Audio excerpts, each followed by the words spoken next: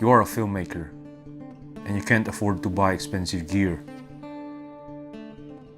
In this video, I'm going to show you how to create these smooth slider movements with you and your camera alone. Step number 1, improvise.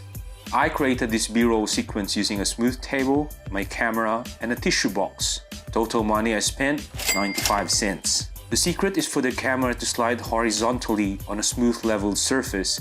It's also important to secure the camera in place to prevent unwanted movements. So I used my right hand to stop the camera from tilting up and down, and my left hand to move the box horizontally. You do not necessarily need to use a box. You can use a toy car or even a tissue will do the job, as long as you move the camera smoothly and you maintain the same speed or pace of camera movement. Now if you want to get more fancy and add a pan, you can use your tripod. You have to take note that your tripod has rubber feet, so you need to put it on a smooth material to make it slide horizontally. In this instance, I used a toilet mat, and it worked fine for me. Step number 2, edit in post-production.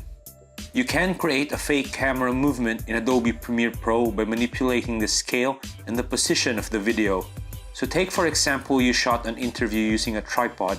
You can scale the clip, move it to the left, set a keyframe, lift the clip, move it to the right, set another keyframe, and there you go. So what is your name? My name is If you like this video, give it a thumbs up, subscribe, and I'll see you in the next one.